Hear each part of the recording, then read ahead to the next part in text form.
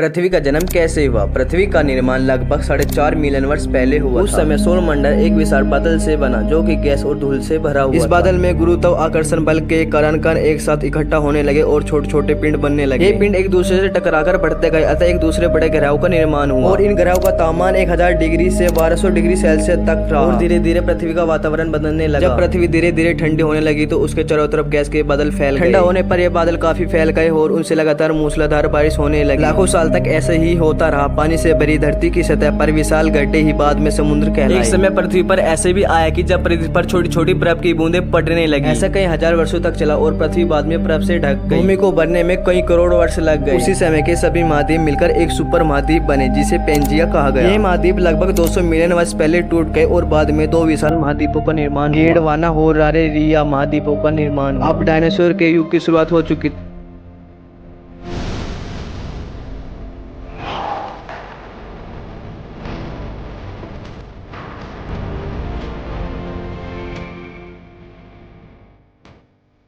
Dinosaur सभी महाद्वीप पर रहते थे। क्राइसिक काल के दौरान लगभग 330 मिलियन वर्ष पहले महाद्वीपों के एक साथ एक सुपर कॉन्टिनेंट के रूप में अवस्थित किया गया जिसे पेंजिया कहा जाता था। डायनासोर के अस्तित्व के 165 मिलियन वर्ष के दौरान ये सुपर कॉन्टिनेंट धीरे धीरे टूट गया।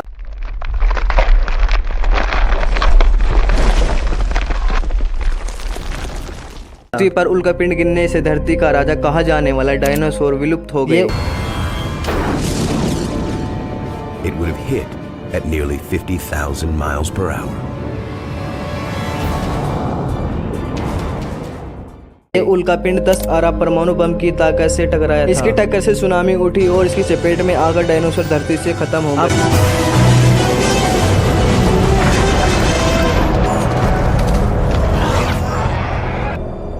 चुकी थी पृथ्वी के इतिहास की पहले युग की शुरुआत लगभग 450 बिलियन वर्ष। ये अब उस समय की शुरुआत हो चुकी थी कि जब मानव अपने अस्तित्व में आने वाले थे।